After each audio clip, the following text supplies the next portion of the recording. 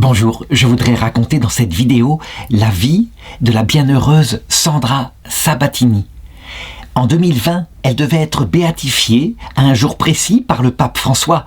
Et puis, il y a eu cette fameuse épidémie, ce qui a fait que sa béatification a été retardée. Elle n'est pas encore officiellement béatifiée lorsque je fais cette vidéo, mais peu importe.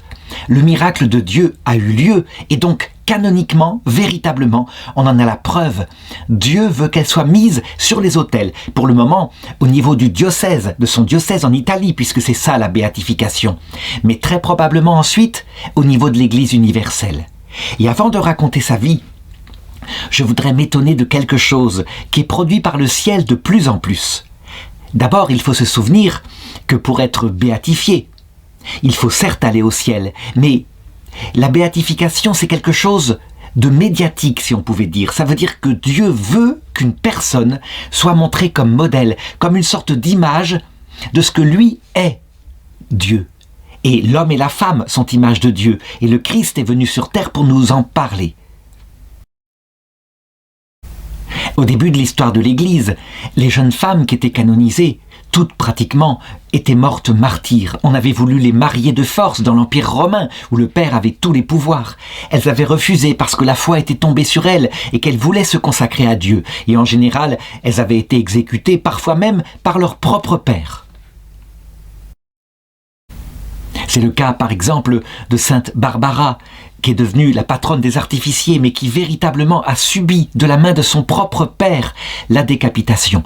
Donc on peut dire que, spontanément, les gens se mettaient à prier sur le tombeau de ceux qui avaient manifesté une héroïcité dans leur amour pour Dieu, allant jusqu'à donner leur vie, et quelquefois leur vie et leur virginité.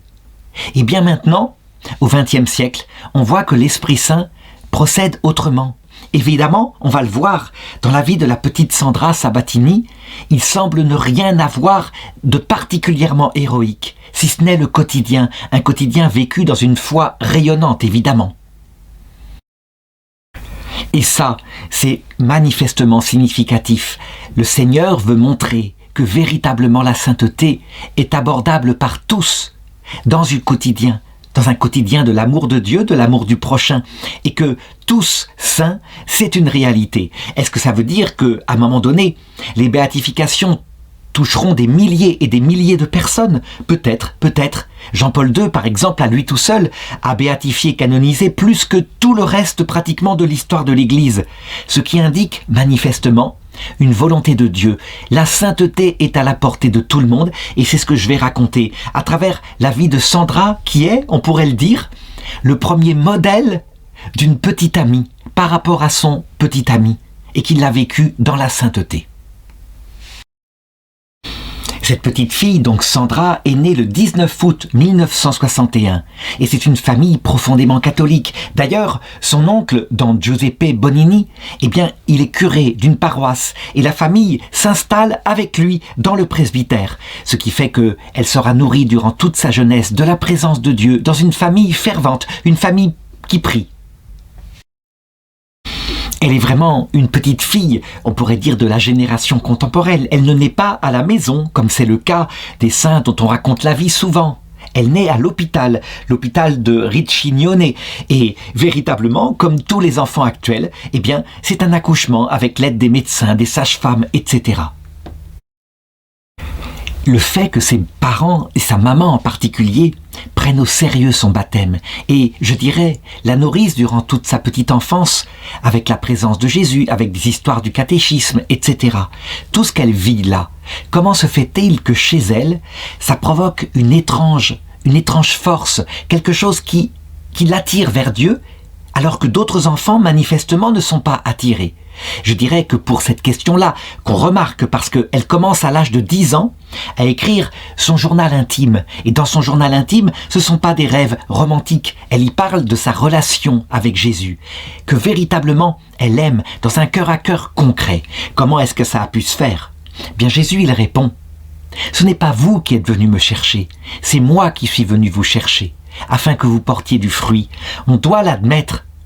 Il y a certainement une disposition, mais dans le cœur de tous les hommes, qui fait que, d'ailleurs, tous les enfants, ils cherchent à connaître les questions du sacré. Mais si le Seigneur ne remplit pas cette aspiration qui est dans le cœur et qui vise évidemment le sacré, l'absolu, s'il ne la remplit pas d'une attraction particulière, que ensuite l'enfant va nourrir fidèlement à travers une vie de prière, rien ne se passe. Et le Seigneur, manifestement, vient la chercher, cette petite fille, très tôt. Il l'attire à lui, il l'unit à lui, elle entre dans une vie spirituelle intense. Sainte Thérèse d'Avila, lorsqu'elle regarde ces destins-là de ceux qui ont toujours connu Jésus tout petit, souvent elle dit, eh bien, ils sont dans les 3 premières demeures. Ça veut dire que ils n'ont jamais senti la présence de Dieu. La foi était simplement là, toujours là, d'abord par la croyance dans leurs parents et ensuite dans une foi plus intérieure. Et donc, eh bien, ça consiste leur foi à fréquenter le Seigneur à travers une fidélité ascétique, journalière, un petit peu comme à la rame. En ce qui la concerne, ce qui est étonnant, c'est que non, la présence de Dieu est aussi sensible. Ça veut dire que ce que Sainte Thérèse d'Avila, docteur de l'Église, docteur de la vie mystique, décrit comme la 4e demeure, eh bien, elle y a toujours été. Le Seigneur n'a jamais été un étranger. Il est vivant dans son cœur. Et ça, c'est la clé. On peut dire que c'est comme si cette petite enfant, le Seigneur était sa respiration. Sans doute que, avant la guerre 14, on voyait beaucoup d'enfants qui avaient une telle vie intérieure, faite de ferveur. Mais c'est quelque chose qui, dans les années où j'écris sa vie, c'est-à-dire à peu près 70, est beaucoup plus rare. Très souvent, les enfants, ils vont au catéchisme, ils n'y croient pas vraiment, et puis leur première communion, c'est l'acte de leur apostasie. Plus jamais ils ne retourneront à la messe. Pour elles, c'est l'inverse qui se passe. Et ça c'est le mystère de la grâce de Dieu. Certains diront, mais c'est injuste. Ça veut dire que certains sont favorisés par rapport à d'autres, et donc que certains seront saints et d'autres non. Non, pas du tout. Tout le monde, à égalité recevra, dit le Concile Vatican II dans Gaudium et Spes 22.5, et le Concile a lieu à peu près au moment de sa naissance. Tout le monde recevra la possibilité d'être uni au mystère pascal, mais pas forcément tout de suite. C'est pour ça qu'il faut regarder la vie de cette petite Sandra, parce que c'est ce qui arrivera aux autres enfants. Tant qu'ils n'ont pas encore reçu, ça veut dire qu'ils le recevront plus tard, et parfois à l'heure de leur mort.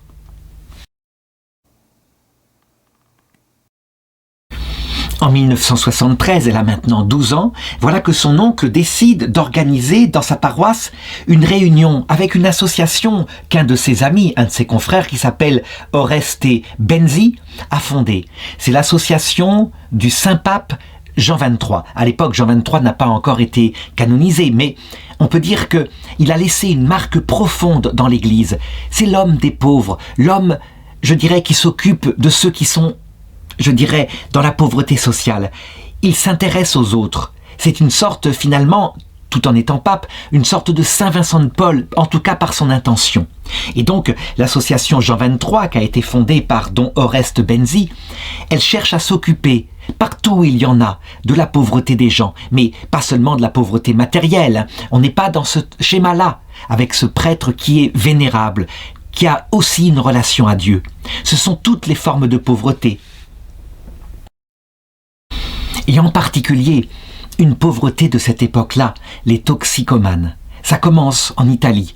Et cette toxicomanie, elle est compliquée à comprendre. Comment se fait-il que des jeunes se font prendre par des produits, comme ça, comme la drogue, qui leur donne un paradis artificiel et qui évidemment ne règle rien en eux? En réalité, Sandra va découvrir, à travers ce dont s'occupe cette association et aussi les personnes handicapées, elle va découvrir des pauvretés beaucoup plus profondes, comme par exemple l'absence de Dieu, qui suscite une sorte de feu intérieur, une angoisse, et qui explique qu'on a besoin de combler ce vide par des substances chimiques. Toujours est-il que cette expérience qui lui permet de se consacrer maintenant au prochain laisse en elle une marque spirituelle intense, et elle l'écrit. Nous avons travaillé jusqu'à ce que nous ayons quitté ces pauvres personnes. Mais ce sont des gens que jamais, jamais je n'abandonnerai. Elle a trouvé sa vocation, on peut le dire. Le Seigneur est l'axe de sa vie, véritablement. C'est à lui qu'elle raconte ça. Mais elle réalisera sa vie au service de ces pauvres, celui que le Seigneur aime. Alors qu'elle a 14 ans, dont Oreste Benzi de l'association décide de faire partager quelque chose de plus profond aux adolescents qui ont été ainsi séduits par cette œuvre. Et elle s'inscrit évidemment à ce week-end. Elle va dans les Dolomites avec des handicapés et là, évidemment, elle se dévoue à leur service. C'est épuisant, il faut tirer les fauteuils, pousser, etc. Mais elle en sort véritablement transfigurée. Et elle commande ce séjour en disant « Nous nous sommes cassés les os, nous étions épuisés, moulus de tous les côtés. Mais véritablement, je le confirme, ce sont des gens que je ne quitterai jamais. » Et elle pense déjà à cette époque-là, alors qu'elle est collégienne, lycéenne bientôt.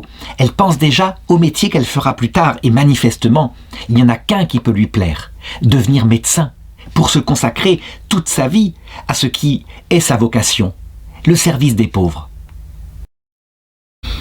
Alors on pourrait dire, à cette période-là, eh bien, elle suit le grand mouvement, le mouvement social, le mouvement qui, je dirais presque, se sépare de Dieu, parce que ça serait une perte de temps, afin de mieux consacrer son temps aux pauvres. Absolument pas. Ça serait mal comprendre Sandra. C'est l'inverse qui se passe. Ça veut dire que plus elle se dévoue aux pauvres, et elle se dévoue, plus sa relation à Dieu s'approfondit, comme si elle était hantée sur le Christ, et comme le cep, et elle, c'est un petit branchage qui produit des fruits. Et son oncle, par exemple, en témoigne. Il la trouve de plus en plus souvent, qui est devant l'Eucharistie à l'église, qui passe des heures, qui prie, là, simplement, paisiblement. Et Dieu devient tout à fait naturellement une sorte de respiration de sa vie. C'est quelque chose d'important. On a vu à cette période-là des tas de personnes se consacrer aux pauvres, y mettre toute leur énergie, et souvent tomber dans une sorte d'activisme qui très vite, comme un feu de paille, brûlait, et puis mourait. Et puis ils se désespéraient, ils se décourageaient. Et puis, à un moment donné, ils quittaient même le service des pauvres. Elle, manifestement, sa source de vie est le Seigneur, et c'est ça qui est frappant. D'ailleurs, on a dans son carnet intime des phrases qui signifient un petit peu, elle le dit, « Si Dieu n'existait pas, je me désespérerais ». Ça veut dire qu'elle est parfaitement consciente que l'équilibre qu'elle trouve, c'est parce que sa vie a ce sens ultime, ce sens éternel, l'espérance théologale qui fait que on sait que cette vie, cette jeunesse qu'elle a, va durer peu de temps. La chair, c'est comme l'herbe, et c'est ce que dit l'Église quand le mercredi des cendres, elle trace une croix sur le front de chacun en disant « Souviens-toi que tu es poussière et que tu retourneras à la poussière ». Le fait qu'elle médite sur ça, qu'elle ne perde pas la vue du destin qui est si rapide sur terre, eh bien, c'est ce qui explique qu'elle reste fidèle. Mais du coup, et ce que vont remarquer tous ceux qui l'ont connue, c'est que cette jeune fille, Sandra, c'est comme si elle vivait l'ordinaire d'une vie de lycéenne, puis d'étudiante, puis de fiancée avec son petit ami, mais de manière extraordinaire. Ça veut dire que tout est transfiguré de l'intérieur, parce que elle a quelqu'un dans son cœur, quelqu'un dans sa vie, le Seigneur Jésus-Christ. Alors à cette époque-là, elle a d'autres amis qui sont avec elle, dévoués au service de l'association Jean 23 et qui passent leur temps à s'occuper des pauvres. Par exemple, il y a cette amie qui s'appelle Lucie et qui écrit « À un certain moment, elle s'est rendue compte que son engagement envers les pauvres n'était absolument pas suffisant. » Et elle disait, elle écrit d'ailleurs dans son journal, « Je viens de te choisir. Je t'ai choisi toi, mon Dieu, et tu seras toujours dans ma vie. » Et nous en rendions compte au cours des activités que nous avions. Nous savions que chez elle, le Christ était le moteur de sa vie, ce qui la changeait radicalement. On voit souvent dans la vie des saints, autour de leur tête, on met une espèce d'auréole, un peu comme une soucoupe comme ça de lumière. Eh bien, c'est pas une auréole de lumière qui est autour de sa tête, mais c'est comme si elle avait un comportement qui rayonnait véritablement, quelque chose d'autre.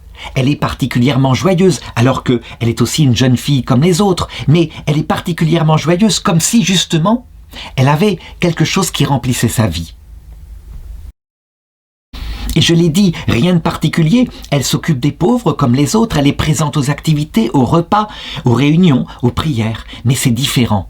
Elle rayonne. Et d'ailleurs, Don Benzi, qui, devenu vieux, n'aura plus qu'une seule idée, lancer le procès en béatification de Sandra. Il écrit « Sandra a lu le message que Dieu exprime dans la réalité créée, dans les personnes, dans les événements, dans la grandeur de la misère humaine. Elle a su le saisir avec sa sensibilité que sa vocation lui conférait. Toute réalité créée, toutes les personnes, tous les événements contiennent les messages de Dieu. Nous sommes contemplatifs dans la mesure où nous savons saisir et lire la réalité avec lui. Donc, pas de vertu héroïque, mais une vitalisation de toute sa vie qui est naturelle, qui est simple, par la présence de Dieu.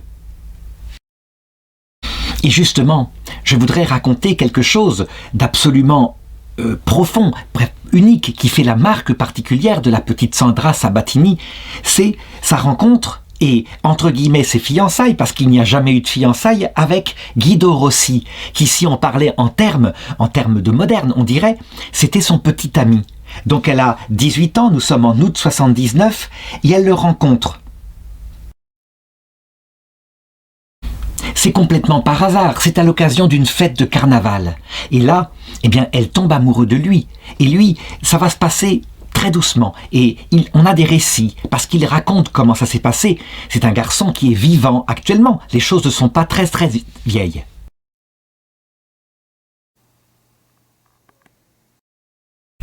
Guido Rossi, c'est un garçon timide, un garçon qui fait à l'époque des études d'ingénieur, qui est un petit peu plus âgé qu'elle. Et puis, il fait partie aussi, ou du moins il va en faire partie plus ou moins de l'association Jean 23.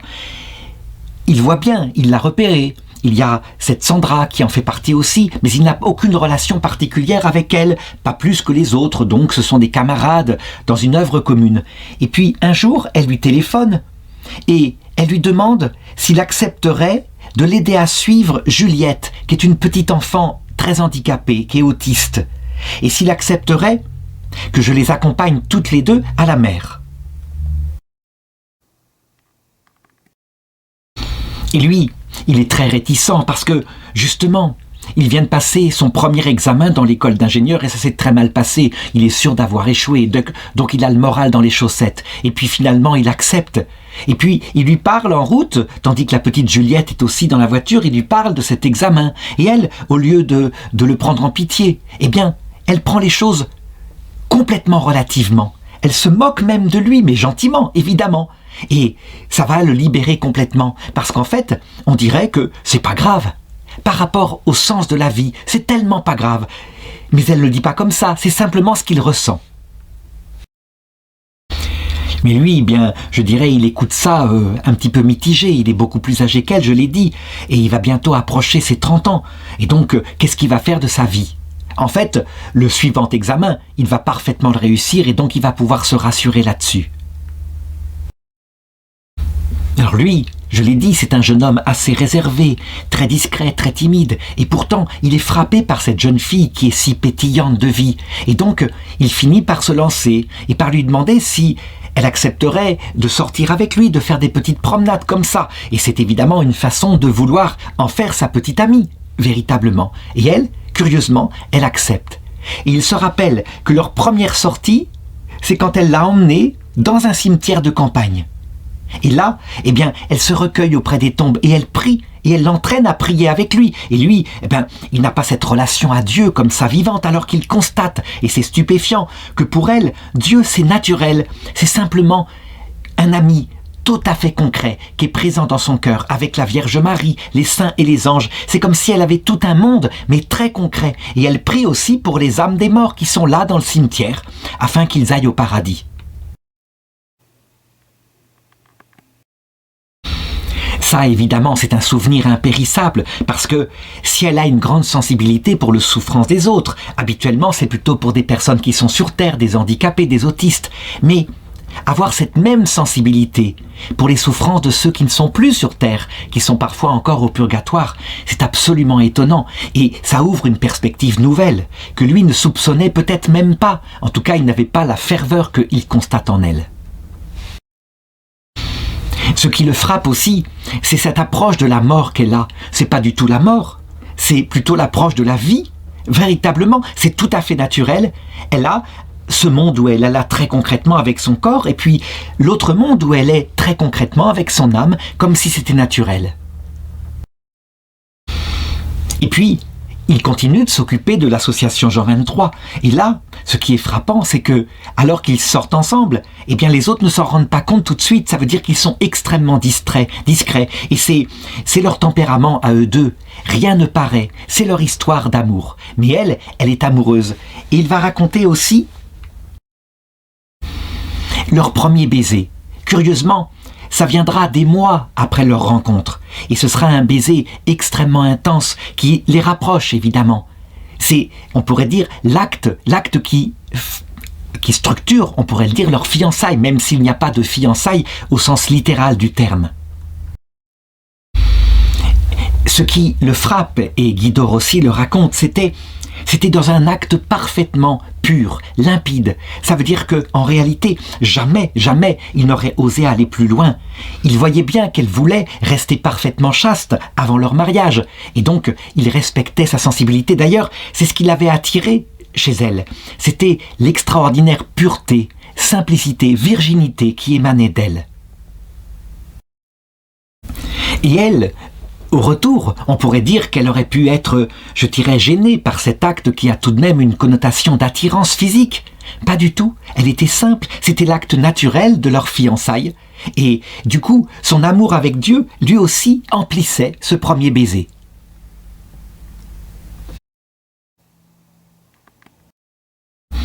Ce qui était étonnant dans ce jeune couple de petits amis, de fiancés, c'était l'extraordinaire joie qui émanait d'elle, tandis que lui, Guido, un peu triste parce que, ayant sans doute une foi moins profonde, eh bien, il se laissait emporter par sa joie, par sa limpidité. Il était comme transfiguré par sa présence.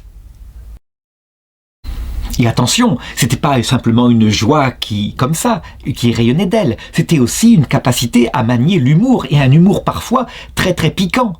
Je dirais, quand il était triste et dans ses pensées comme ça, un peu sinistre, pensant au sens de la vie, elle savait évidemment se moquer de lui gentiment et le porter au principal. Et ce qui frappait toujours, c'était son naturelle et extraordinaire union à Dieu. Ce n'est qu'après son décès accidentel que Guido découvrira son journal intime où sont présentes toutes ses réflexions. Et là, il aura la surprise de voir que, par exemple, elle a une liste de tous les pauvres dont elle s'occupe, et que lui, il est en bonne place dedans. Sa pauvreté à lui, en réalité, c'est, je dirais, son manque de foi, son manque de fréquentation du Seigneur. Pour lui, le Seigneur, au départ, c'est quelqu'un d'un peu étranger. Et elle, au contraire, je dirais même que le besoin de Dieu, c'est comme un besoin de nourriture. Et il le verra dans son journal. Elle avait une conscience profonde, à la limite de la douleur, de la nécessité de s'unir à Dieu. Et elle l'écrit, je l'ai dit tout à l'heure, « Si Dieu n'existait pas, je serais désespérée. » En réalité, c'est comme si le fond de son âme, elle le voyait, fait pour recevoir Dieu, incapable de vivre sans Dieu. Et ça, c'est assez bouleversant. On a des pages de saint Augustin, le grand théologien catholique, qui prend conscience de ça, mais après sa conversion. Il dit « Mon cœur était sans repos tant qu'il ne se reposait en toi. » Elle, qui pourtant connaît Dieu depuis son enfance, elle en a la conscience presque, je dirais, sensible à chaque instant. Il faut qu'il soit présent dans son cœur, et on comprend à quel point l'Eucharistie est un pain quotidien. Si on n'a pas son pain, eh bien on a faim. Et elle, c'est ce qui se passe spirituellement en elle. Elle écrit par exemple sur un petit sac de chocolat qu'elle donne à son petit ami Guido. L'homme, en réalité, est une créature toute petite, qui ne devient grand que quand il abandonne l'orgueil et qu'il devient un avec Dieu. Tant qu'il est tout seul, il est une goutte séparée de l'océan et qui est de peu d'utilité. Mais quand il découvre Dieu, alors il s'unit à l'océan et son rôle soutient la puissance d'un navire qui le traverse. Nous devons nous battre jusqu'à ce que notre ego soit anéanti et absorbé dans l'infini de Dieu. Nous devons nous tenir devant Dieu et les mains vides chaque jour.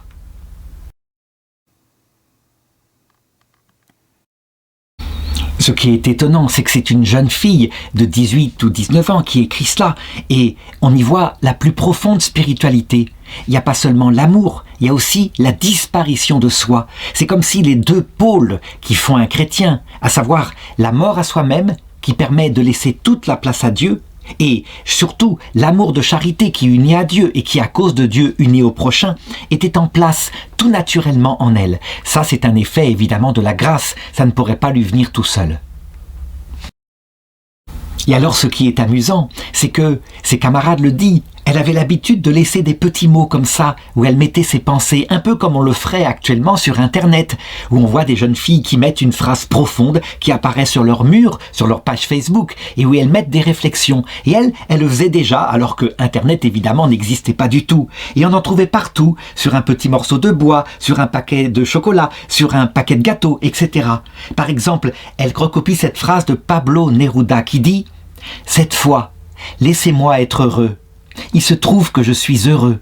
Je suis heureux comme l'herbe et le sable, heureux comme l'air et la terre, heureux, en tout point du cœur, pendant que je marche, je dors ou j'écris. » Mais ce que chacun sait, c'est que le bonheur qu'elle a à n'être peut-être qu'une herbe, un arbre, une plante, rien du tout, c'est parce que, en réalité, elle vit de ce Dieu qui fait qu'elle est tout et que sa vie est réfugiée en Dieu, que jamais elle ne mourra et que elle pourra entraîner avec elle au ciel tout ce qu'elle aime.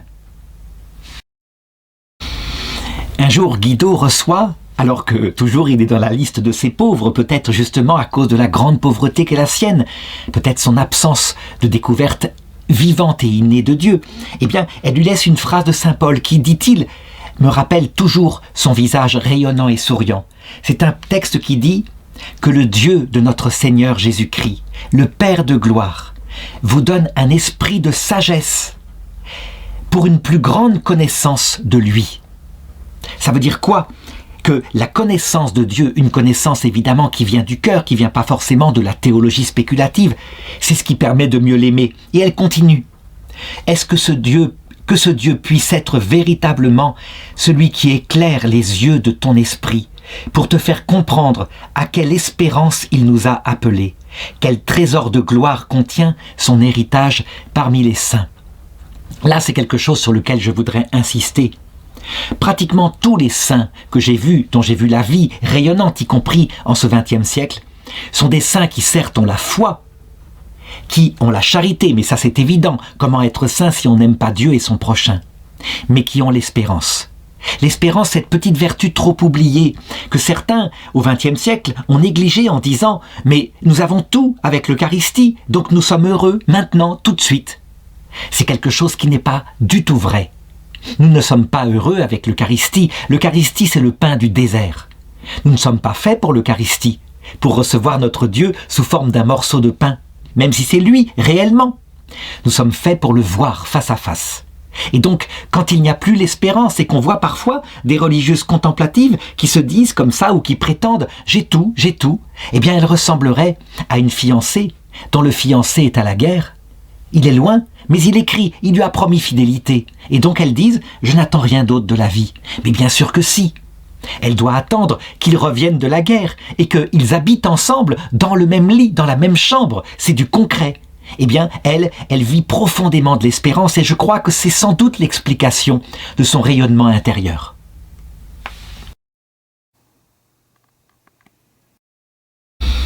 Ce dont se souvient aussi Guido, c'est que durant leur temps comme ça, où ils vivaient, où ils marchaient ensemble la main dans la main, eh bien, elle essayait de lui faire découvrir ce qui était source de sa joie, la présence du Seigneur par la prière. Et elle le faisait, je dirais, avec délicatesse, mais aussi quelquefois en insistant. Par exemple, un jour, ils sont dans un bus, puis dans un train, puis alors ils sont allés dans un pré, où ils sont ensemble. Et là, elle sort un livre de prière des heures, ce qu'on appelle le petit office, le livre des jours, où il y a des psaumes, etc. Et elle l'invite à prier avec elle. Et lui, il accepte, forcément, il l'aime, hein, donc il fait ce qu'elle veut, mais il prend ça un peu comme réciter une prière, comme le ferait par exemple un prêtre qui récite machinalement. Et elle, c'est pas du tout ça qu'elle veut. Elle veut qu'il prie en s'intériorisant, en se penchant intérieurement vers la présence du Seigneur qui est dans son cœur. Et un jour, du coup, afin qu'il s'entraîne à cela, qu'il fasse de son cœur une sorte de petite cellule où le Seigneur est, et elle pense que c'est ce qui lui donnera la même joie qu'elle vit, elle, eh bien, elle lui offre un livre comme ça, un livre d'heures. Et puis, quelque temps plus tard, elle le trouve dans son sac et il ne l'a jamais ouvert. Et là, elle se fâche, elle gronde, mais elle gronde gentiment, évidemment, mais n'empêche qu'il ne l'a pas fait.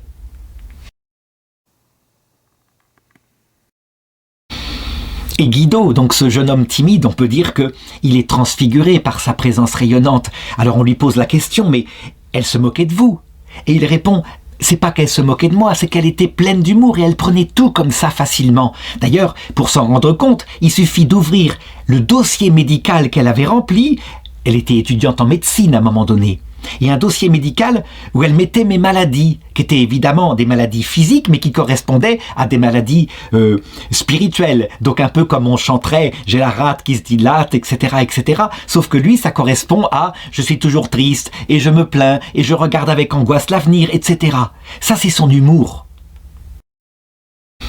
On peut dire, et c'est ce qu'il résume maintenant, des années après, qu'elle était un peu comme le moteur qui l'entraînait vers la vie spirituelle. Lui, parfois, eh bien, il était un peu découragé parce que passer son temps à s'occuper des pauvres dans l'association Jean 23, c'est parfois usant et on voudrait bien avoir des loisirs en dehors.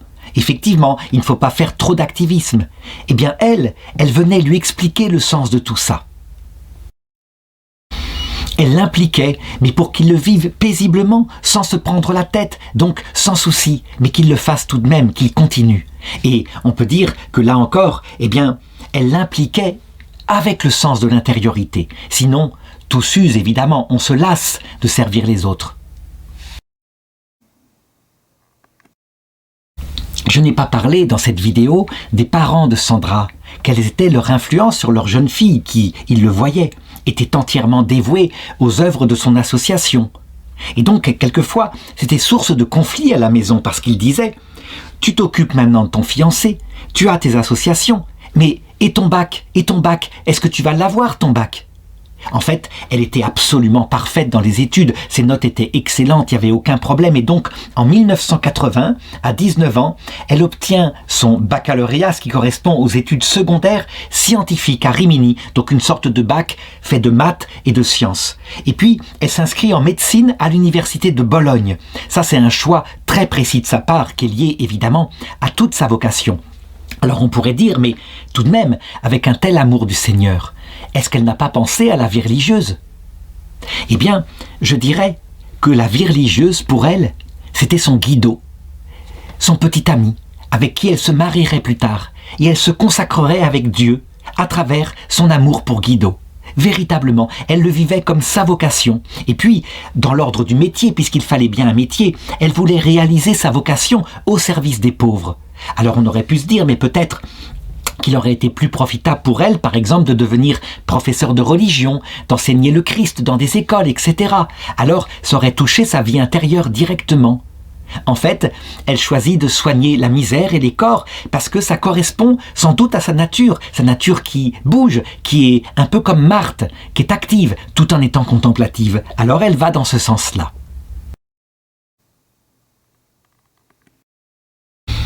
Et elle fait son chemin comme ça, sans jamais reculer, sans jamais un échec. Son rêve, c'est de devenir médecin missionnaire en Afrique, où il y a beaucoup de misère à cette époque-là et des famines qui se développent un peu partout. Quand on la voyait, je pense qu'on pouvait deviner ce qu'avaient été, aux yeux du monde romain de l'Antiquité, ces premiers chrétiens. Ils étaient dans le monde, un parmi les autres, étudiant avec les étudiants, s'amusant avec les camarades. Et pourtant, ils n'étaient pas de ce monde. Ça veut dire que tout était rempli de la pureté de sa fréquentation de Dieu. Et les autres camarades le voyaient bien, ils en étaient profondément touchés. Nous sommes maintenant le 27 avril 1984. Elle a 23 ans. Et elle écrit dans son journal cette phrase-là. « Cette vie qui évolue n'est pas la mienne. Rythmée par une respiration régulière qui n'est pas la mienne, animée par une journée paisible qui n'est pas la mienne. Il n'y a rien dans ce monde qui ne soit à vous, Seigneur. » Sandra, réalise-le. Tout cela est un cadeau sur lequel le donneur, ça veut dire celui qui donne sa grâce, peut intervenir quand et comment il le veut. Prends soin, Sandra, du cadeau qui t'est offert. Rends-le plus beau et plus complet pour le moment venu. Certains ont lu cette phrase et ont compris, ou plutôt ont senti qu'il y avait quelque chose comme prémonitoire, comme si elle voulait faire de sa vie quelque chose d'extraordinaire, mais qu'elle avait peu de temps. Et effectivement, 2 jours plus tard, donc le 29 avril 1984, Sandra se rend à la réunion annuelle de la communauté avec Guido, son fiancé, et puis un ami. Et puis elle sort de la voiture, elles se sont arrêtées à la porte, et elle n'a pas vu qu'une voiture à toute allure fonce dans la rue. Et cette voiture la propulse, la renverse. Elle est propulsée en l'air, elle tombe, et elle tombe dans le coma.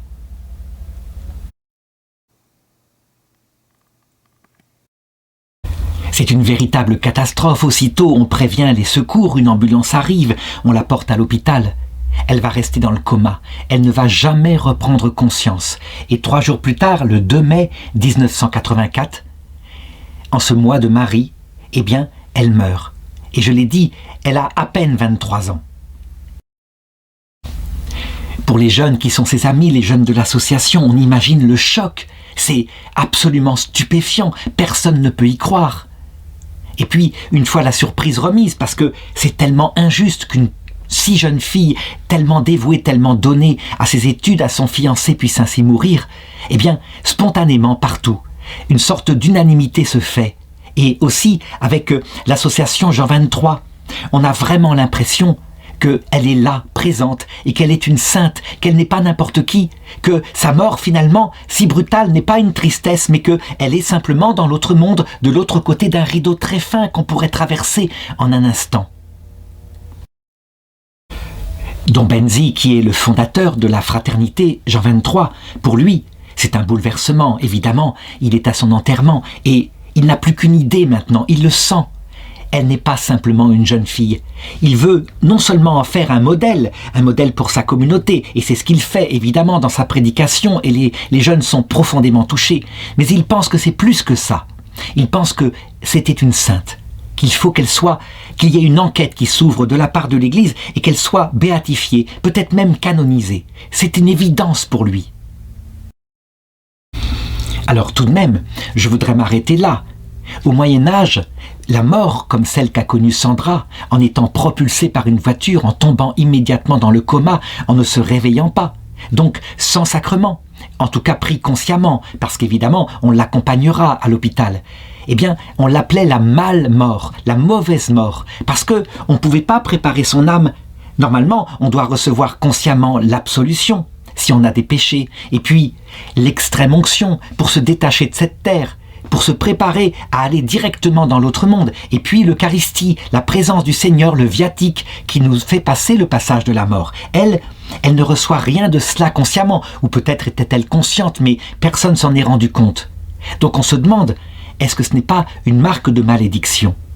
En réalité, cette conception du Moyen-Âge venait principalement de la théologie scolastique. Ça veut dire qu'on était persuadé que la mort était comme une tapette à rats, vraiment, qui tombait sur tout le monde, que le Seigneur nous laissait le temps de cette terre véritablement pour se convertir, et que la tapette à rats faisait que quelle que soit la cause qui faisait qu'on n'avait pas la grâce, et ça pouvait être par exemple un péché mortel mais de faiblesse, aussitôt après la mort, on n'avait qu'à faire attention et veiller, on était conduit en enfer.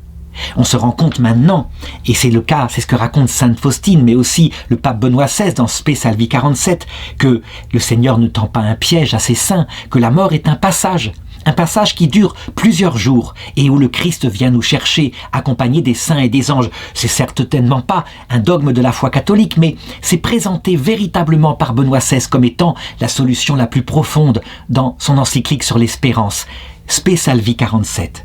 Et donc évidemment, cette jeune fille, quand elle se retrouvait comme ça, morte, avec son corps par terre, et peut-être son âme qui observait, comme ça se passe dans des expériences proches de la mort, qui voyait tous ces gens qui venaient auprès d'elle, les douleurs qu'ils avaient intérieurement. Elle était restée quelques jours auprès d'eux pour leur dire au revoir. Elle a peut-être assisté à son enterrement. Et il y avait auprès d'elle son ange gardien qui lui permettait une telle présence. Elle a pu faire quelques caresses en rêve, par exemple pour bien indiquer qu'elle était vivante, qu'elle était heureuse. Et puis, elle est partie dans l'autre monde, où elle a obtenu la vision béatifique, tout simplement, tout naturellement, parce qu'elle n'avait que Dieu dans le cœur. Alors certains pourraient se dire, mais pour voir Dieu, il faut plus qu'avoir Dieu dans le cœur, il faut être mort à soi-même. Et elle n'en a pas eu le temps. On pourrait se dire, est-ce que la croix, la souffrance consciente, n'aurait pas dû d'abord la préparer? Est-ce qu'elle n'a pas eu un temps de purgatoire à faire? En réalité, il y a possibilité d'aller directement au ciel sans avoir connu personnellement une croix terrible, ne serait-ce que par la compassion.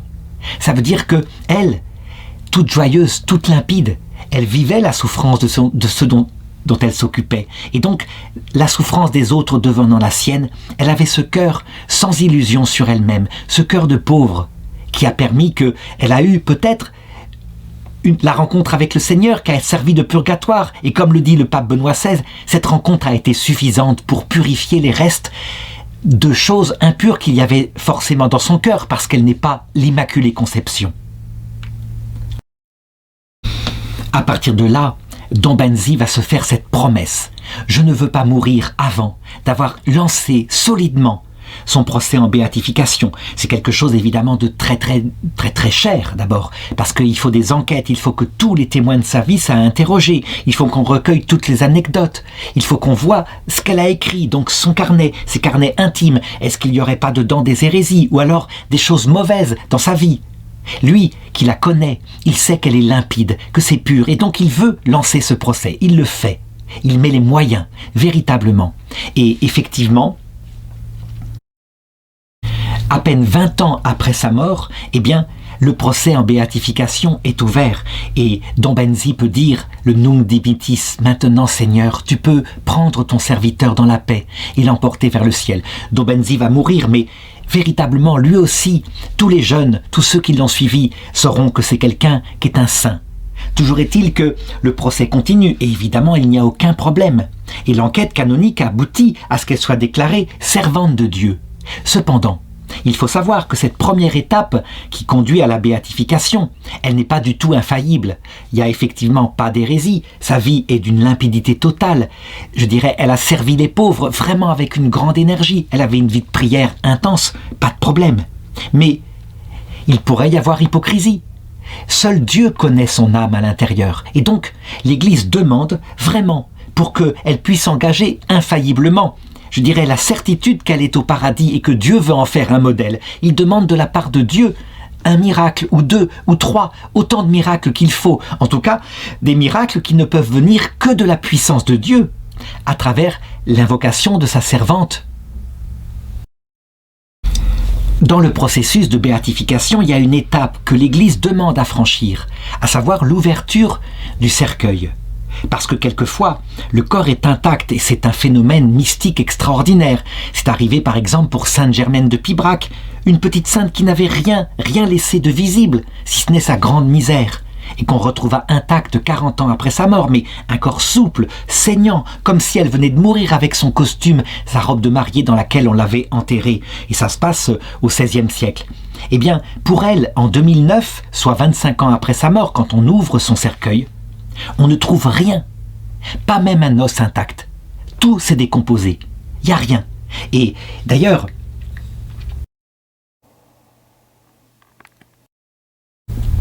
Don Benzi trouvera le sens spirituel de cela. Il dit, vous n'aurez pas de relique de son corps, vous aurez ses petits papiers, vous aurez là où elle vous a laissé des petits mots, mais pas de relique. Et en réalité, je crois que le message veut dire, Sandra ne doit pas être recherchée parmi les morts, mais parmi les vivants.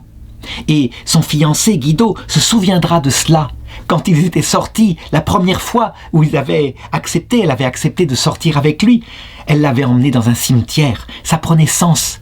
Les morts sont vivants, présents dans l'autre monde.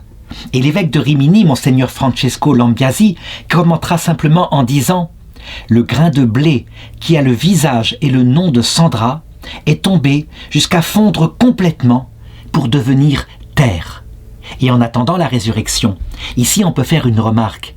Certains se disent, bien, il vaut mieux être enterré que incinéré.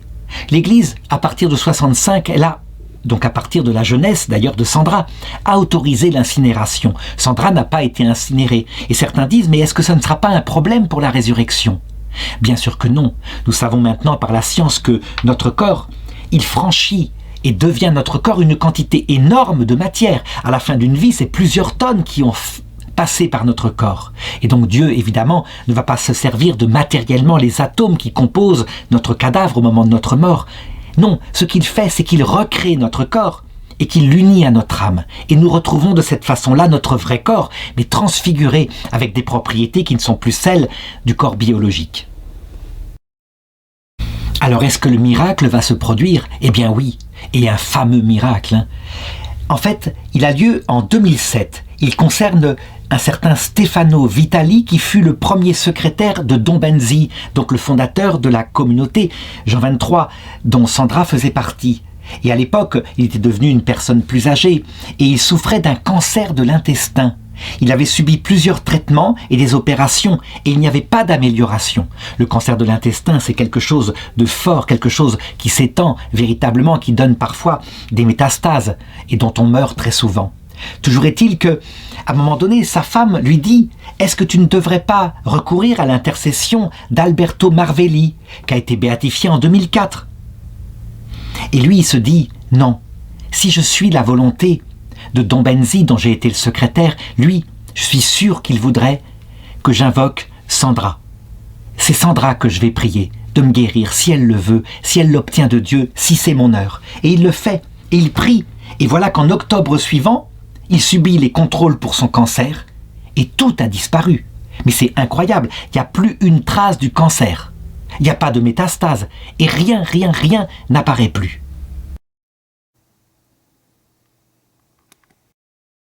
Évidemment, aussitôt, devant cette constatation stupéfiante, lui, il envoie un rapport au Vatican, à la Congrégation pour la cause des saints, qui est tenue par le cardinal Becciu. Et il dit, c'est à la prière de Sandra Sabatini que j'ai obtenu cette guérison. Je dois le reconnaître, c'est elle que j'ai voulu prier. Et c'est ainsi que le pape François autorise la promulgation du décret concernant le miracle qui était nécessaire et la volonté de Dieu était manifeste. Et donc la cérémonie de béatification était prévue pour le 14 juin 2020. Elle est reportée à cause de l'épidémie de coronavirus, mais on peut dire que c'est fait. Alors, il me reste maintenant à parler de Guido Rossi, son fiancé. Qu'est-il devenu? Est-ce qu'il est resté avec une telle sainte qui l'a porté? Est-ce qu'il est resté célibataire? Eh bien non, pas du tout. Quelques années après,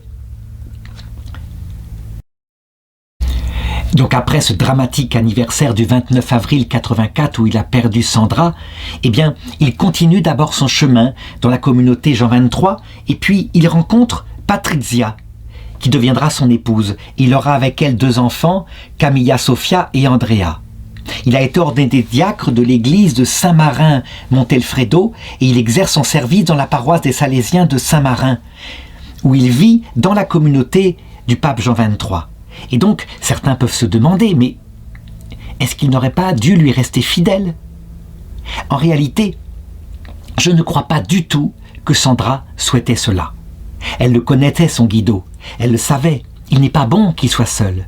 Et un événement s'est produit dans ma propre famille qui montre comment, de l'autre côté de cette vie, ceux qu'on a aimés profondément, ceux qui sont soit notre mari pour une jeune femme, soit notre femme, eh bien, ils veulent qu'on trouve le meilleur chemin et de toute façon, ils viendront nous chercher à l'heure de notre mort. Il s'agit de ma grand-mère, Marthe, qui s'est mariée en 1914. Qui est une idée évidemment terrible puisque son mari évidemment est parti au combat en août 14 et a été tué le 18 juin 2016. Et ça a été véritablement pour elle une grande douleur. Et elle m'avait toujours dit, je me suis habillée en noir et je suis retournée chez ma mère et j'avais décidé de ne plus jamais me remarier. Et un jour, un autre homme qui m'avait courtisée, en même temps que Henri, il était revenu demander ma main. Lui était en arrière, il s'occupait de fabrication de canons, etc. Et elle l'avait repoussé. Elle ne pouvait pas, elle était comme ça, elle voulait rester fidèle dans son chagrin. Et elle m'a toujours raconté la chose suivante. Un jour, elle était dans la cuisine en train de préparer quelque chose pour sa famille quand elle a senti derrière elle une présence très douce. Elle s'est retournée et elle l'a vu, m'a-t-elle dit, elle a vu la main d'Henri, son mari décédé, qui était là avec son alliance tout à fait visible et l'ombre de son corps, mais qui n'était pas visible lui, simplement sous forme d'ombre. Et il lui a dit « Je te demande de te remarier. Je te protégerai toujours. Je viendrai te chercher. » Et c'est ainsi que, en 1917, elle a épousé celui qui est mon vrai grand-père, et donc qui s'appelle Albert Vallet. Plus tard, lorsqu'elle était devenue très âgée et que je venais la voir dans sa chambre, qu'elle avait presque atteint 90 ans, elle me disait « C'est toi, Henri, tu viens enfin me chercher ?» Et je me rappelle, je ne savais pas quoi répondre, je lui disais « Non, pas encore, Marthe, bientôt, mais pas encore. » Et elle avait un peu perdu la tête comme ça, mais toujours elle était persuadée que Henri viendrait la chercher. Ça veut dire quoi? Eh bien, Sandra, en ce qui concerne son Guido, puisque elle n'avait pas eu l'autorisation de Dieu de l'épouser en cette vie, elle ne souhaitait qu'une chose, qu'il s'épanouisse et qu'il la rejoigne un jour au ciel avec sa femme et ses enfants, et que tous ceux pour qui elle prierait maintenant du ciel soient un jour sauvés dans le paradis éternel. C'est typique de Sandra, cela. Je l'ai dit, pour Sandra, l'autre monde était vivant, simplement vivant, présent. Elle n'avait pas une distance entre les deux. Eh bien, je crois qu'elle continue et qu'elle vient toujours dans ce monde-là. Et elle fait du bien. Et elle est certainement très contente qu'on l'ait béatifiée parce que comme ça, on pourra davantage la prier et elle pourra puiser davantage dans les grâces de Dieu pour les envoyer en particulier sur les jeunes, afin que lorsqu'ils sortent ensemble, petits copains, petites copines, eh bien, ils aient la même attitude de pureté totale, de chasteté, en ne gardant le don des corps que pour le jour où ils se seront donnés entièrement et définitivement leur âme. Ça veut dire dans ce qu'on appelle le mariage. Et quand ce mariage est fait devant Jésus, c'est un mariage catholique, fidèle, quoi qu'il arrive, pour le meilleur et pour le pire, et qui se prolongera dans l'éternité. Jésus dit on ne sera pas marié. En fait, en réalité, c'est plutôt que notre cœur sera tellement grand qu'on sera capable d'aimer chaque personne du ciel comme si elle était l'unique.